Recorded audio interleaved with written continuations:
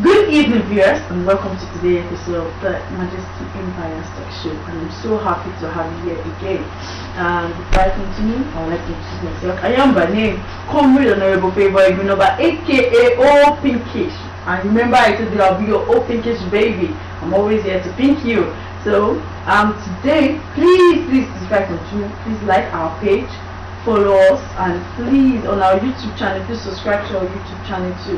Thank you very much. I remember I told you I was going to get you a guest today that's going to talk on it, and I have a very lovely person here with me that's going to tell you more about girl child molestation. And see you soon because I'm handing over to her now.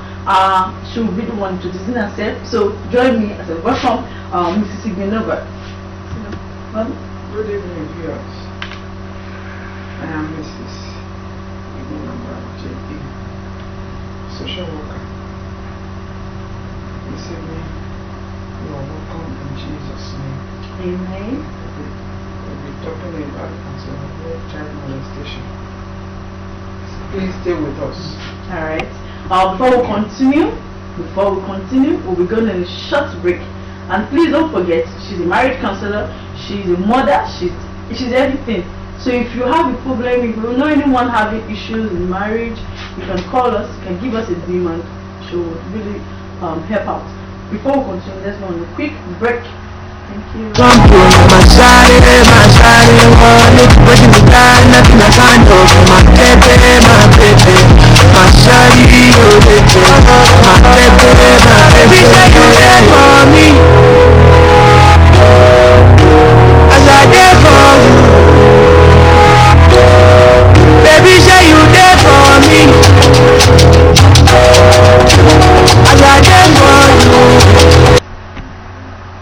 Welcome back.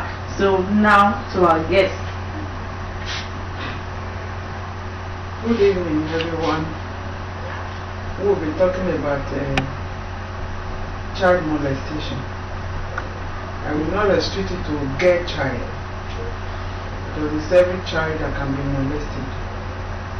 So we'll be talking about child molestation. So this time, I will just quickly do a little definition of a child and what it is to molest. When we are talking of a child in this aspect, it's a child that is below 14, minor, those that cannot help themselves, they don't even know what they are doing, they don't know what is happening, they are still very small, their reasoning is still very low, so they can easily be deceived, they can easily be lured because of their level of thinking. That is the type of child we are talking about. And when we talk of molestation, when you look at it according to English word, is to assault, to intentionally assault a person, to do what the person does not like to a person intentionally, but the person may not be able to fight back, will not be able to defend his or herself. Molestation is to disturb a person intentionally. That word must not go out of it. Intentionally, you just decide, because when you are talking of child molestation or molestation, is a person that is bigger than another that can molest the lower one, a higher being, a senior person, male or female, will be the one that will molest a younger person. That is why it's called child. At least an adult coming to disturb a child, an adult coming to harass a child sexually, an adult coming to harass a child in every aspect, to even reduce a child to some level that is not good for the child. That is child and molestation. When we now talk of child molestation coming together, it have to do with something that is offensive to good taste, moral values, improper and immodest to a child. something that is not proper, you come to inflict on a child. You overpower the child because you are too strong for the child. So that is child molestation. Thank you very much, Ma. That's very, very interesting. And we have one question for you. Who are those victims? The people that are being molested, who are they? But before we answer that question, let's quickly go on a short break. Then we'll be right back. Thank you.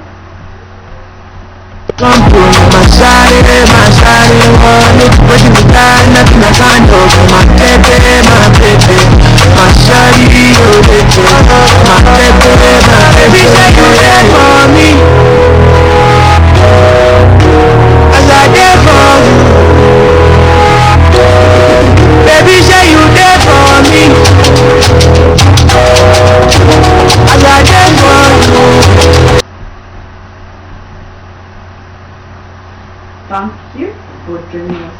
Thank you for always being here with us. We're going back to the question. Who are those that are being molested? Who are they? The people that are being molested, those are the victims. Those are at risk. Most times the people that are at risk of molestation, they are still the same persons that are being victimized also. First is the female child, because we have series of female children being molested, most especially sexually, and what have happened. So the number one in it is the girl child, the female children, those that are at risk. Number two, male, but not too common. I think this year, a few months ago, we heard of an adult that was molesting a boy of about 4 years and thereabout. So it's not just strictly restricted to girls. Boys at times can be molested. There was a time I heard of a maid too was molesting a child of about 7 years. The child he was supposed to be caring for. As a nanny, a maid in the house, was teaching the child negative things, how to have sexual relationship with her. So that's still molestation. The maid can be molested. And the other people that can be molested are the still children with unaccompanied child. Unaccompanied. Maybe you send a child message in the night in a lonely place, or maybe a child wander away and is in a lonely place. It can be at risk. Some people can just get at the child and use it as an opportunity to commit their evil against the child. Then the other group are adopted children. Children that are adopted can be orphaned. They are adopted. So the person taking care of them will just made up their mind that after all it's not my blood, it's not my child, so I can do anything. So most cases it happens to them, adopted children. And this can come from parents who are supposed to be their parents. And again, some that are mentally ill. They are mentally ill, they are not well, they are not strong, they can't dictate, they can't coordinate their reasoning. And this may not be adult, this may not be child. This can be anybody. People can molest, but we are restricting our discussion to that of a child. And also, step parents can do that to children. And again, the children that are from a poor home. Poverty. The parents are so poor, they are not able to do anything. They are not able to meet up with the standard of living. They are not able to provide for the children. What the child needs, they cry to the parents. No one is able to provide. Another person who is having evil mind, can make use of that opportunity and entice the child with just a little thing. Come, I will buy you biscuit. Come, go and buy sweet. So it happened to children from poor home. Some of them may be in the process of wandering from one place to the other because they lack control. They can be at risk. Also, the physically challenged.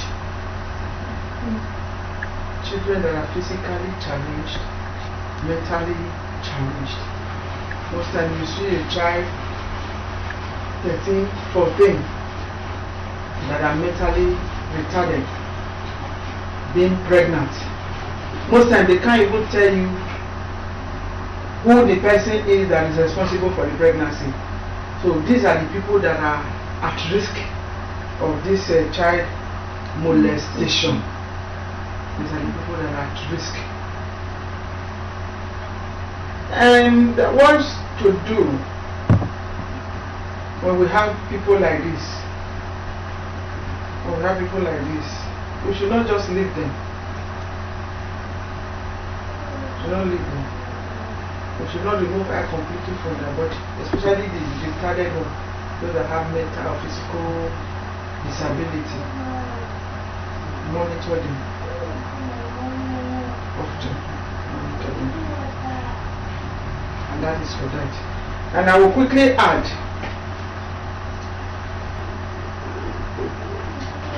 for some children, they won't say it. Why would they not say it? Because the perpetrator will always threaten. If you say this thing to anybody, I will kill you. I will kill your mother. I will kill your daddy. So with this fear in their mind, the children will hold their mouth. They are scared. They don't want to talk about it. So how will you not know? That is the problem many parents are facing. At least, from my little knowledge, both as in the ministry and in the work, I'll be able to discover that when such a thing is happening to a child, there will be a change of attitude. The attitude of the child will change. Their relationship with you, with others, will change. Their intellect will reduce. You see some children that were brilliant, doing well academically, all of a sudden, it will be like they reverse to the negative. They don't know anything again. They are forgetful. Some will be chewing fingers. They'll put finger in their mouth. They'll be chewing. Some will resort to even chewing chewing gum. All this one, they are just using it to repress the pain in their hearts. If I should say now, I don't want my mommy to die. If I should say that, I don't want my mommy to die. I don't want my daddy to die. I don't want this person to kill me. That is their mind. Who may be opportune to watch. No matter the threat, as far as the person have leave you, he didn't kill you instantly. Expose the person. As far as he did not kill you there, don't tell anybody, yes sir. If you grief, for you to free yourself from her grief, immediately you come out, look for 2-3 adults together. Call them, mommy come or daddy come. This is what this man just did to me. He said if I tell anybody, he will kill me. There is no way he will. Doing it to a child is against the government. Not only the evil is against God, is against government. So government will take over the case. It will not even be in the hand of your father. It will not be in the hand of your mother. So don't be so scared. Don't be so afraid. If I say now my papa will die, it will not die. Government will take over and that person will suffer for it, so that you can be free. Free yourself from his grip. And I will say to parents, most of these people that do it to children, it is because of the chances we create between our children and these people. Some of them call our children and say, come help me buy something. Some are the ones we ask them, go and stay with, stay with him. Oh, I'm going out. Go and stay with uncle. Go and stay with brother. It may be cousin, maybe even siblings. They do it to their young ones. So don't forget about the relationship. He is an uncle, he can't do it. It's not true. Anybody can do it. So how will you, another way you will know that something is happening to your parents, this person that your child at first is willing to run to. Uncle has come, uncle has come. They go to the room, they play with the uncle. All of a sudden, when you say, baby girl, go to uncle and bring say, no, I won't go. But now you want to say, you must the child, you say, I don't want to go, daddy, I don't want to go. Don't force the child to go. If your child behaves that way towards anybody, parents, especially mother, take that child to a secret place, a lonely place, where there will be no distraction. Ask the child. Before, this was not your attitude to uncle. You want to even set your eyes on him. It's like uncle SY is now irritating you. What happened? At first, the child may be afraid. No, not you. Insist. Give the child, make the child have confidence in you. Tell the child, tell me whatever it is, don't be afraid. Tell me. When you tell me, I know how to handle the issue. Nobody will know of. At least tell the child that her own side will not be exposed. So there's a way you protect her. Make the child have that a conducive environment and make the child speak up. If it did not speak first time, a second time they will speak because they are children. So when you convince that child, so don't force your child on anybody. Your child is running from the person, you are pushing the child to the person. Don't do it. Many parents will do it. Go and pass your house. Child will say, I am not going. So if you don't go, if I came to find out why the child is saying she won't go, that is not going, sorry. So that is for our parents. And another thing, we should be observant too. When a child come up with pain, especially on the vaginal region, the child that has not been bedwetting, all of a sudden is started. Don't just scold the child. Don't just flog the child and leave the child there. You may scold. Then it's expected of you. What happened to that region? You really tell me that it was paining you. What happened? Don't ask the child a question that will result to yes or no. Go direct. Who taught you then? When you ask a child that question, who taught you? The reaction from the child will tell you whether the child was really touched by somebody or not. Because the child will be so shocked at first that mommy asking me who touched. Does it mean she already know? Yes, she's asking me who touched. How did she know? So that reaction alone will make you know that something has happened. Who taught you then? So when you don't see the reaction of the child, that will give you a fair stand to go further. The child started weeping, bedwetting, unnecessary. Come on, what happened? You have not been bedwetting for the past 4 years.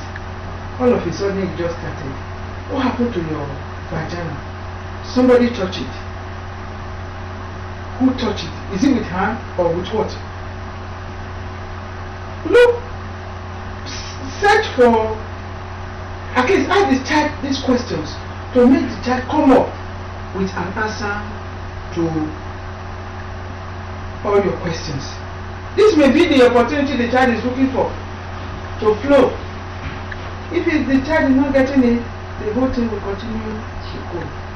I watched a child that day online.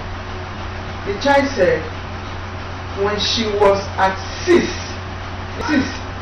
the man made the first advance to rape her. When the man tried it, she was able to free herself and went straight to the mother and said, "Mommy, this is what daddy just..."